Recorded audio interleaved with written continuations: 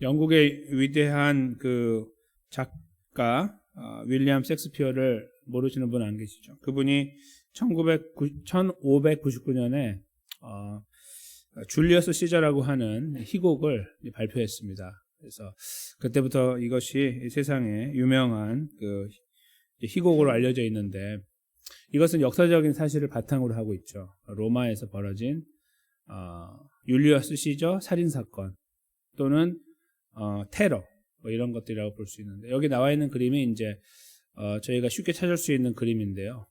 가운데에서 지금 당하고 있는 사람이 율리어스 시저, 줄리어스 시저라고 하죠. 이제 영어식으로 발음하면. 그리고 이제 주변에 둘러싸인 사람들이 원래도 같은 편이었는데 갑자기 돌변해서 칼을 꺼내더니 덤벼서 시저를 그 자리에서 바로 암살하는 그런 일이 벌어집니다. 이때 그 주동자가 됐던 사람이 브루투스라고 하는 사람인 것도 알고 계시죠. 브루투스는 율리어스 시저하고 뗄래야 뗄 수 없는 관계를 갖고 있는 굉장히 가까운, 서로 존경하고 사랑하고 아끼는 사람이었고, 로마의 거름을 위해서 함께 논의했던 그런 사람입니다. 그리고 실제로 줄리어스 시저가 이 브루투스를 거두어 줬다고도 해도 과언이 아닙니다. 브루투스가 자리를 잃었을 때 그를 살려주고 또 자리를 주고 또 함께 꿈을 키웠던 이런 걸음들을 걸었습니다. 근데 이제 그 역사적인 상황을 보면은 이제 그 줄리어스 시저가 이제 사실 황제로 등극하는 그런 포인트가 됐거든요. 근데 이제 황제라는 거는 이제 저희 잘 아시지만 대통령보다 훨씬 더 높은, 왕보다 높은 그런 지위이고 절대적인 권력자가 되잖아요. 실제로 그렇게 됐고, 그런데 그리로 가는 것을 막고 싶었던 거예요. 역사적으로 보면. 그러니까 국민들이 다스리는 나라를 세우고 싶었던 거예요. 그게 이제 지금까지 그렇게 걸어왔거든요. 그러다가 이제 절대 권력자가 됐던 율리어스 시저가 딱 올라가려고 하니까 그걸 막으려고 한 거예요. 그러니까 정치적으로는 어떻게 보느냐에 따라 달라요. 그러니까 시저 편에서 보면은 이건 아주 악한 일이다 이렇게 볼 수 있지만, 전체적으로 이제 저희가 21세기의 시각에서 보면은 브루투스가 옳았다고도 말할 수 있는 거죠. 그를 제거해야만 로마가 살 수 있다라는 그런 판단을 했을 수 있어요. 실제로 그런 이야기들이 거기에 이렇게 자세하게 적혀 있죠. 제가 여기에서 드리는 이 말씀에 그 표현에 보면은요, 브루투스 너마저라고 하는 표현이 나오죠. 그래서 그 희곡에서 이 누구죠? 이 시저가 죽어갈 때 브루투스 너마저 이렇게 하고 죽었다고 이제 해서 그 유명한 말이 되고, 브루투스 너마저라고 하면은 이제 가까운 사람에게 배신당했을 때 쓰는 표현이 됐어요. 이렇게 이제 우스갯소리도 쓰고 막 장난도 치고 이렇게 했던 기억이 있는데, 이제 그 표현과 맞물려 저런 일들이 이제 벌어지게 된 거죠. 배신이라는 거, 또 버려짐이라는 것은 인생을 살면서 가장 비참한 일이 아닌가 생각이 들어요. 죽음 다음으로. 그러니까 왜냐하면 그 배신이라는 말이 나오거나 또는 버려짐이라는 거는 멀리 있는 관계에서는 이루어지지 않잖아요. 좀 가까운 관계에서 이루어지거든요. 평소에 굉장히 가까운 그 희곡에서 나오는 이야기처럼 아주 가까워요. 서로 막 이렇게 다 나눠주려고 하고 품어주려고 하고 모든 조건을 다 없애고 그냥 가려고 하고 막 이런 것들이 막 그 안에서 이루어지는, 참 가까운 관계다라고 하는데 거기서 뒤틀어진 거죠. 그런 거를 이렇게 저희가 책으로 볼 때나 아니면 이렇게 주변에서 보거나 아니 우리가 경험하게 되면 보통 일이 아니죠. 굉장히 큰 아픔을 가져오게 됩니다. 실제로 저희 미국에도 이제 그런 경우가 있지만, 이민사회에서 이렇게 그런 관계를 형성하고 서로 도와주고 이렇게 하다가 배신이 생기면은, 버려짐을 당하면은 자살하는 경우도 있어요. 그렇죠? 너무 무겁기 때문에 자살해버려요. 그냥 견딜 수가 없어서. 아니면 원수를 갚아요. 막 이런 일들이 막 벌어질 수 있고, 그걸 바라보는 저희는 혀만 찰 뿐이죠. 평가할 수가 없죠. 무슨 일이 벌어지는지 모르니까. 그런 일들 얼마나 무거웠으면 그럴까 생각을 해보게 돼요. 예수님께서 저희에게 오늘 보여주시는 것은 놀라운 일이에요. 정말 놀랍기 짝이 없는 일입니다. 예수님께서 당하신 이제 배신 또는 버려짐에 대한 것을 저희가 이제 오늘 말씀 속에서 찾는데요. 오늘은 이제 목요일이고요. 실제로 고난주간 목요일에 저녁에 6월절 만찬을 예수님이 잡수셨죠. 그리고 금요일에 잡히셔서 토요일 주일까지 이제 금요일에 돌아가시고 토요일 주일 계셨다 주일에 부활하셨습니다. 그래서 오늘 목요일은 이제 의미 있는 날인데 오늘 이 본문은 이제 베드로와 더불어 11제자 그리고 예수님까지 13명이 모여서 이제 최후의 만찬을 하는 장면이 기록되어 있습니다. 예수님께서 이제 그 식사 끝나고 다음에 그 대야에 물을 담아서 발을 닦는 과정까지 다 지나고 나서 유다가 자리를 떠나가요. 가룟 유다가 이제 예수님 팔아야 되니까 나갈 때 예수님이 빨리 그냥 가라고 그랬어요. 네가 할 거 하라고. 예수님 알고 계시니까. 제자들은 뭐 하라고 하는지 모르고 이렇게 자기들이 필요한 물건을 사라고 하는 건지 뭐 잘 몰랐어요. 그냥 그러고 있는데 예수님이 가라고 할 때 유다가 나갔죠. 이제 11명하고 예수님 남아있는 상태에서 오늘 이 말씀이 이루어지는 거예요. 그래서 저희가 알다시피 오늘 말씀 바로 앞부분에 무슨 일이 있냐면 예수님께서 그 제자들에게 서로 사랑하라라는 말씀을 주시는 장면이 나옵니다. 그래서 서로 사랑하라는 말씀이 가장 중요하다라고 하는 말씀을 남기시고 그 말씀이 딱 끝났더니 베드로가 아주 힘있게 일어나서 오늘 말씀을 이제 이어가는 거죠. 주여 어디로 가시나이까? 분위기가 심상치 않아 보이고 어디로 가는 것 같이 보이니 이렇게 느낌으로 말을 했겠죠. 예수님께서 말씀하십니다. 나의 가는 곳에 내가 지금은 따라올 수 없다. 그러나 후에는 따라올 것이다. 저희가 딱 듣는 순간에 벌써 감이 오죠. 어떤 의미인지. 지금 여기서 따라올 수 없다는 것은 죽음을 지나가는 과정을 함께 갈 수 없다는 것이겠고 후에는 순교할 거니까 예수님 위해서 그 길을 갈 것이다라는 의미일 겁니다. 베드로를 알아듣지 못했습니다. 그래서 37절 말씀을 하는데요. 베드로가 가로되 주여 내가 지금은 어찌하여 따를 수 없습니까? 왜 지금 안 된다고 합니까? 그런 의미겠죠. 주를 위하여 내 목숨을 버리겠습니다. 이렇게 아주 힘있게 본인의 결의한 그 결정을 예수님께 표현했습니다. 따를 수 없다는 말 때문이겠죠. 따를 수 없다고 하니까 왜 지금 안 됩니까? 나중은 된다고 하고 지금도 할 수 있습니다. 난 준비됐습니다. 이제 그런 강렬한 의지를 표현한 것이라 할 수 있겠죠. 예수님께서 이에 대한 답변을 주십니다. 네가 나를 위하여 내 목숨을 버리겠느냐? 네가 지금 나를 위해 목숨을 버린다고 했느냐? 이제 그런 의미겠죠. 그렇게 말했냐? 이러면서 답을 주시기를 내가 진실로 내게 이르노니. 진실로 2번 말하면은 이거는 내가 진짜 이런 말이에요. 내가 진짜 이렇게 3번 한국말은 그렇게 쓰잖아요. 그렇게 하면서 너한테 말하는데 잘 들어라. 진짜 잘 들어라. 이런 말씀입니다. 네가 닭 울기 전에 3번 나를 부인하리라. 이렇게 말씀하시는 것이죠. 지금 이걸 다시 거꾸로 올라가면 이렇게 이해할 수 있는 거예요. 무슨 목숨은 버려. 나 버리고 도망갈 놈이. 이런 말이죠. 그걸 이제 저희가 거꾸로 유추하면은 그런 의미예요. 뭐? 목숨? 이런 말씀이죠. 어떤 의미에서. 근데 그렇게 비웃고 하신 말씀이 아니라 이 열정을 그대로 보고 계시지만 그렇지 않다라는 사실을 훤히 보고 계시는, 미래를 보고 계시는 예수님께서 정확하게 짚어내신 것입니다. 이 말씀을 따라가다 보면 저희가 이제 사실 다음 날이지만 이제 오늘 제가 여기서 이 말씀을 가져온 것은 이것이 중간 단계에 있는 말씀이라서 그래요. 어떤 의미에서 그러냐면 가룟 유다가 나갔죠. 가룟 유다가 지금 조금 전에 나갔으니까 가룟 유다의 배신이 시작됐고요.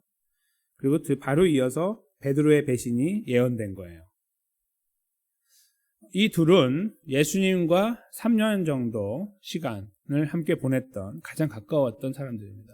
실제로 어제 나누었던 것처럼 가룟 유다는 돈꾀를 맡은 사람으로서 예수님이 필요한 것들 이렇게 말씀하시면 다 그런 걸 알아서 착착 해결했던 사람이에요.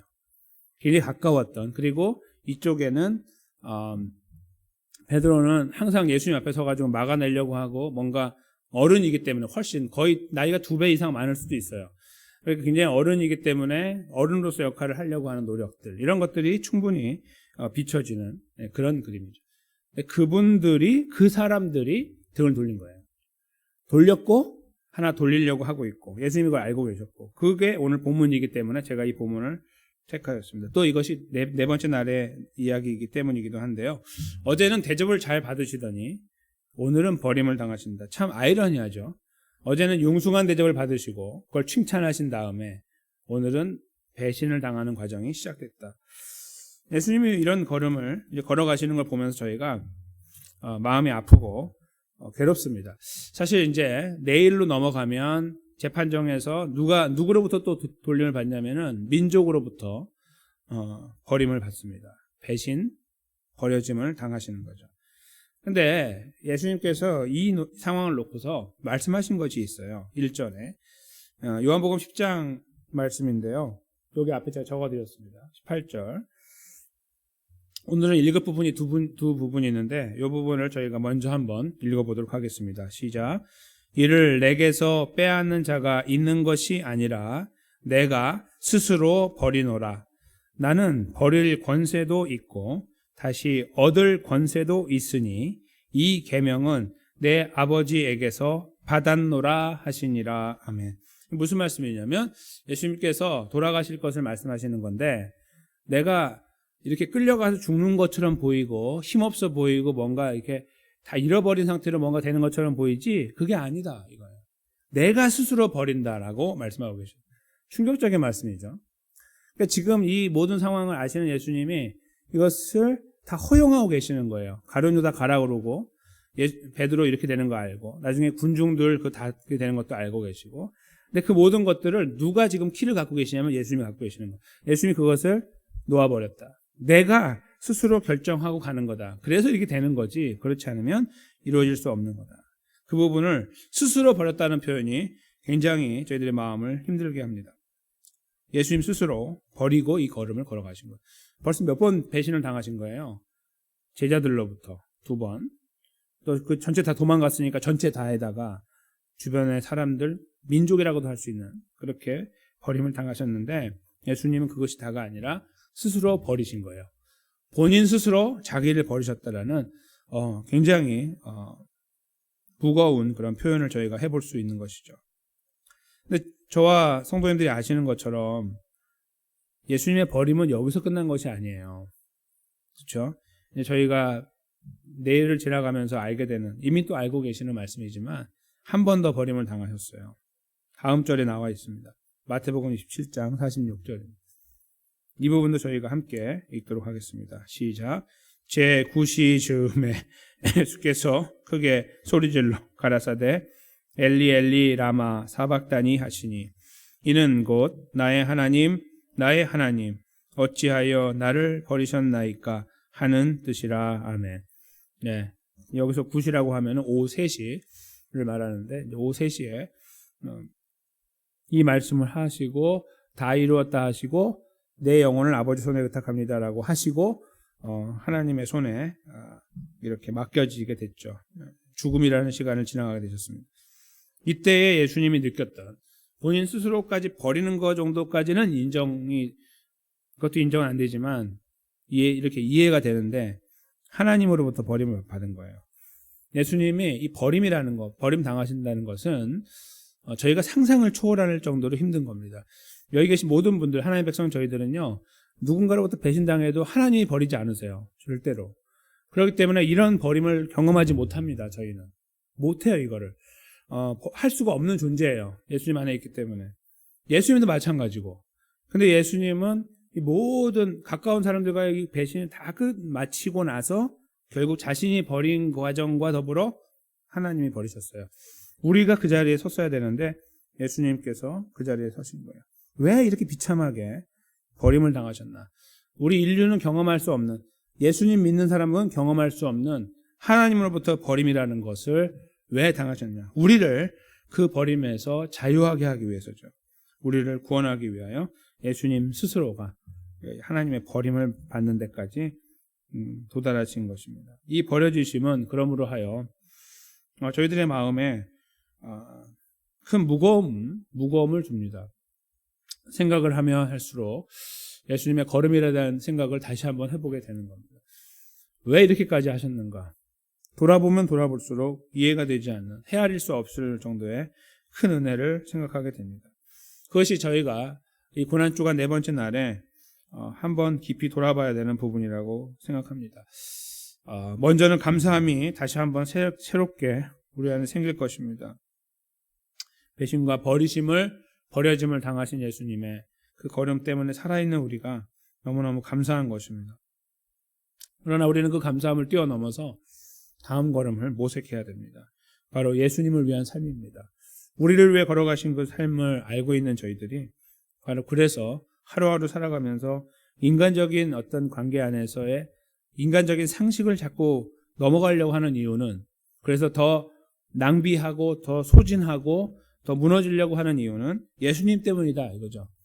그 누구 때문도 아니라 예수님 때문이에요.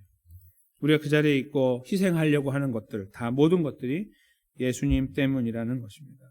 왜요? 오늘 저희가 예수님의 버려짐을 아주 분명하게 읽어낼 수 있었기 때문입니다. 우리 때문에 걸어가신 길. 그래서 우리는 예수님 때문에 사는 것이고, 더 정확하게 말하면 예수님 때문에 버려짐의 자리에 있는 것, 그것은 우리 것을 포기하고 기득권을 내려놓는 것이고, 우리가 갖고 있는 능력조차 없는 것으로 여기고, 그리스도의 향기를 나타내기 위해 주님이 우리를 위해 걸어가신 것처럼 그 자리에 있는 그 삶을 본받고자 하는 그런 삶으로 우리에게 현실화 될 것이라고 믿는 것입니다.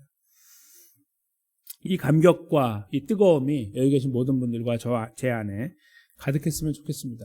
특별히 오늘 하루 걸어가시는 동안에 우리가 잊지 않도록 이 말씀 우리 안에 계속해서 맴돌았으면 좋겠고, 이 버려짐을 당하신 예수님의 이 진실한 사랑을 저희들이 더 깊이 있게 체험할 수 있는 그런 하루가 되고, 또 그것이 우리들의 이 걸음을 더 풍족하게 만드는 이번 한 주간의 걸음의 클라이막스가 됐으면 좋겠습니다. 사랑하는 성도 여러분, 그 걸음을 걷기 위해서 다시 한번 이 걸음의 주인공 예수님을 의지합시다. 우리를 위해 이 자리에 걸어가신 서 계셨던 예수님을 다시 의지하는 것, 그것이 바로 우리가 예수님의 걸음을 이해하고 또 감사하고 따라갈 수 있는 유일한 통로이자 근원이 될 것이기 때문입니다.